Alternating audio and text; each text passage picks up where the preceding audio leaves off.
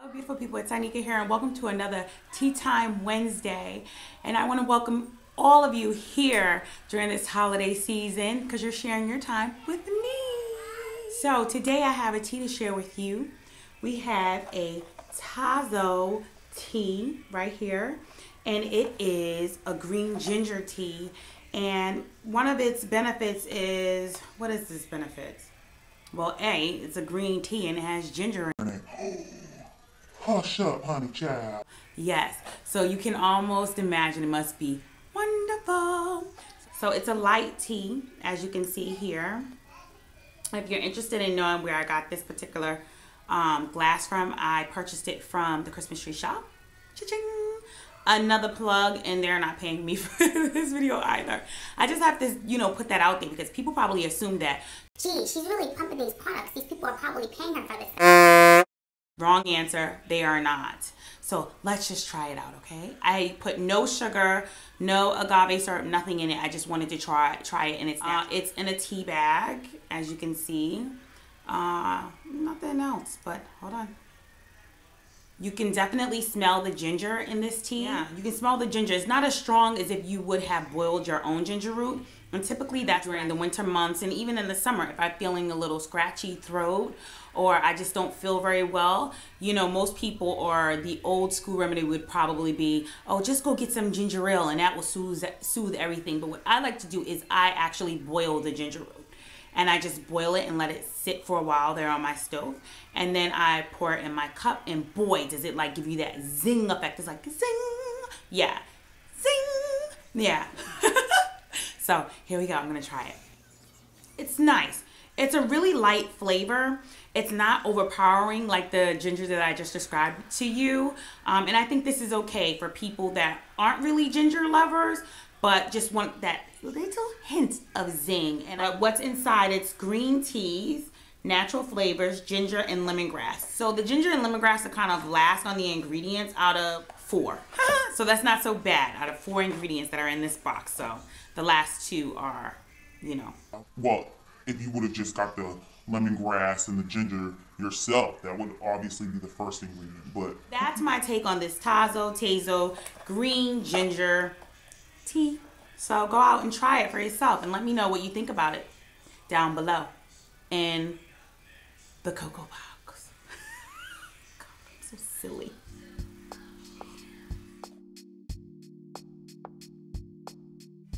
What I've noticed about YouTube is that there are tons of videos or tag videos where the host of particular shows ask their guests or tag their guests or even do tags themselves of various things. It could be the 50 question tag. It could be the husband boyfriend tag. It could be the what's in your purse tag, which Tamika ScrapDaWorld did that tag because I tagged her on that one. I'll put the link to that video down below. It could be, various tags.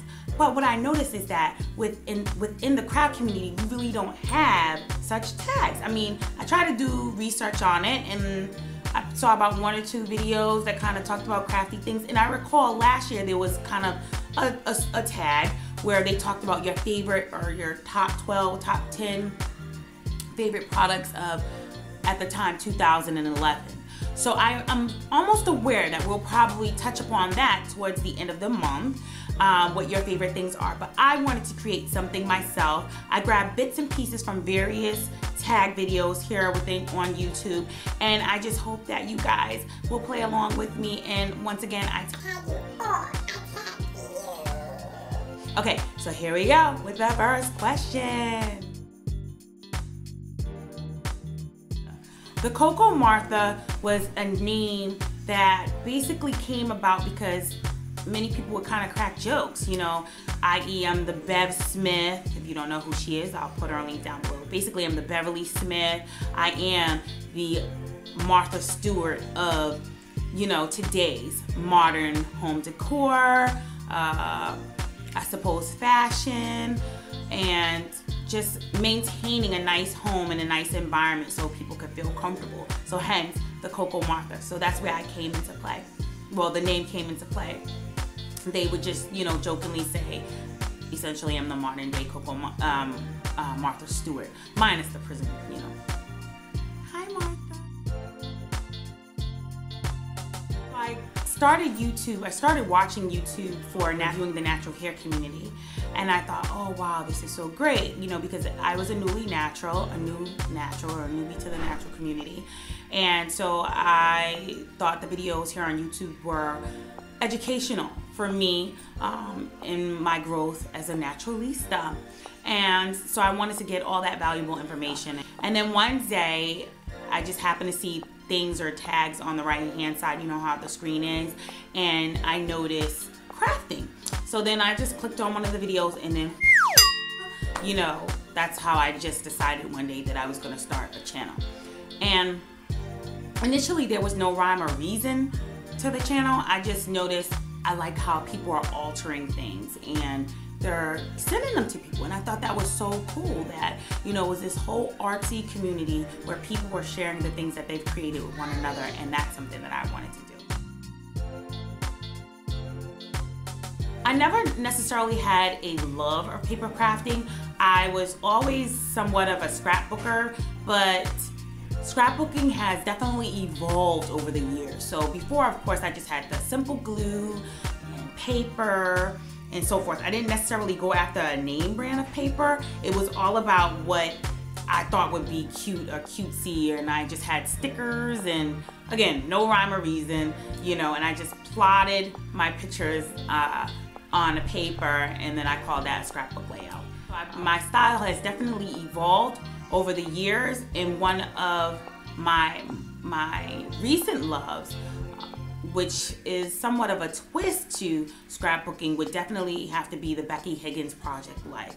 So I like her idea of taking bits of paper, or in her case, she has already formed cards for you, putting them in slots, and you inserting pictures. That saves so much time.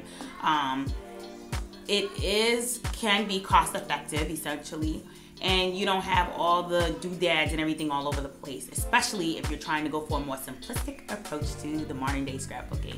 And that's what I love today. One of the things I don't particularly care about, which I guess I really don't care, period, but it would have to be the whole thumbs down bit. I discussed it before because I never really understand why people do the thumbs down. I mean, there are various reasons why people thumbs down your video. Let's just be clear about that. You know who you are, honey. So, but I'm at the point where I'm just like, who even cares, right? You either like me or you don't like me. You think I'm funny or you don't think I'm funny. I may have said something that may have offended you, which I try not to do those sorts of things, but, or they just, for whatever reason, they may be having a bad day and they're like, thumbs down.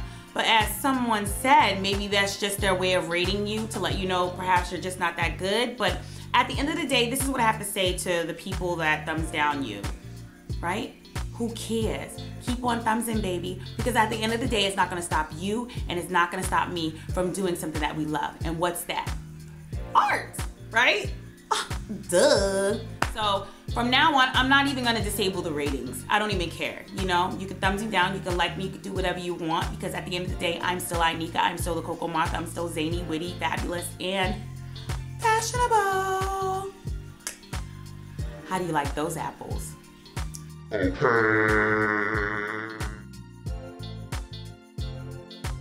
One thing I would like my subscribers to get from my channel is pure laughter. When you watch my videos, I just want you to crack up at anything that I do if you feel it's funny, you know, whatever, yeah. If you feel it's funny, or just like it.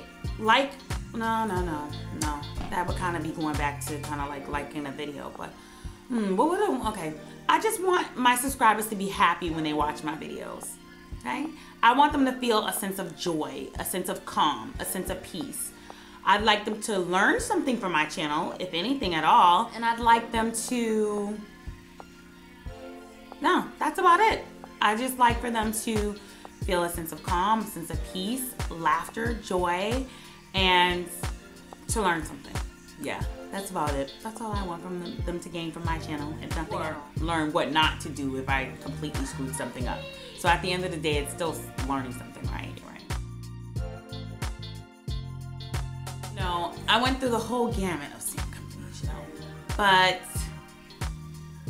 At the present time, if I had to choose one stamp company that I currently have in my possession, it would probably have to be Lawn Fawn. But if I was a part of the club or something, I'm sure it would be Allie Edwards. But my favorite stamp, but I don't have any at the moment, would probably have to be the Kelly Perky stamps. I think they're so cool. And an up and coming stamp artist, I'm just gonna plug her in right now, would have to be Kanani. If I can find a link to the stamps that she's creating right now, I'll definitely put the link down below. So go check out Kanani until I said aloha. Okay, so another tag that people had on YouTube was something called the 50 questions tag. And one of the things that was on there was, what's your zodiac? So I'm gonna share my zodiac, and that may explain many different things about me and about who you see right here. And that is that I'm a Scorpio, hardcore Scorpio. I mean, hands down, anything that you can imagine. I could be loyal, or I could just be the person you don't even want to even know, ever. That's me, Scorpio.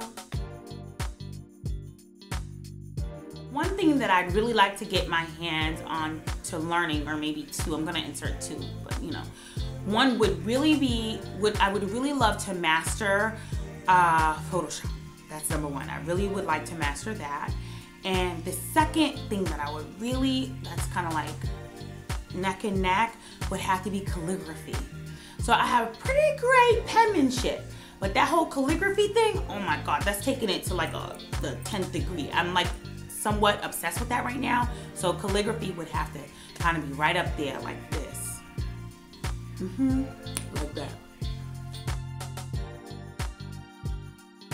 I never thought in a million years that I would be sitting in front of a camera and posting different facets of my life on YouTube.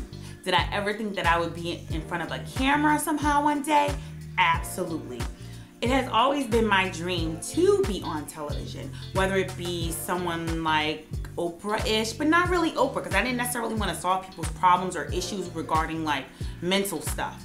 I wanted to kind of be like that zany, quirky, crafty chick, you know, on TV, like on HGTV or maybe Food Network, or, you know, that's what I want. You know, if you're out there and you're watching me, I will learn for Telemundo, baby. If you need me, I will learn, all right? Yeah, see? So yeah, so just to put a little plug out there, I did go to NBC, so some of you may have seen something like that on Instagram. And at one point, someone from a major network gave me a little buzz. So that was pretty awesome. No, so I'm still, it's like deep in the pits of my belly. I need to be on television. I need to. But my aha moment was in June of 2008. Clearly they had to wake up in the middle of the night for feedings and things and stuff like that. But one of the, that I would always refer to was QVC. QVC. And I would sit there and I would kind of like analyze and I would critique. And in my head I would always say, I can do that. I can do that better. I know I can do that. That was like my aha moment, and at that moment I knew that that's what I wanted to do. And there was a host, she just came on, and her name was Antonella, right? Or Antonella. And her personality, she was so witty and she was so charming, and she was on it because she was new, so she was on at 3, 4 o'clock in the morning when I was. The thing about it is she captured my attention, you know what I mean? Because I just really needed somebody to talk and things like that so I could stay awake, and she was able to do that. And at that moment I knew that there's always kind of like that self-talk, and this is a lot of things that I would talk to when I would counsel back in the day. You talk yourself out of doing certain things because you don't put yourself up there to know or see yourself as having the ability to do. So you always say, oh, whatever, I can't do it, or oh, it's not gonna happen. But I honestly feel I can host any QVC show, baby. And first of all, QVC really needs to make a comeback, don't you think? QVC at one point used to have scrapbook products, but I don't even know what happened. That kind of like fell off the bandwagon. HSN is ranking in in the dough, baby. So if they had someone like me on QVC, don't you think they would be raking in the dough too? Mm-hmm. You know, someone that's knowledgeable about products. I mean, clearly Rashida's a little bit more knowledgeable than I am, but shh, we're not gonna tell them that. But I'm just saying, I can learn the product and I can present the product, yeah? I mean, hands down, and Pennsylvania is not even that far from me either. So QVC, if you need someone, call me. So that's it, people. Join this tag. Let me know your thoughts, your feelings. Let me know a little bit about you. And post the tag, video response down below. And let's spread the word and let the craft community make a bang with all these tags that they have here on YouTube. The tag makeup gurus and all those people, they're just taking the crafters. We need to make a comeback. Peace. Love you all. All my ladies, shake up your bum bum. The girl them shake up your bum bum. The girls them shake up their bum bum. You know what? Where you come from? Oh, no, no, no, no.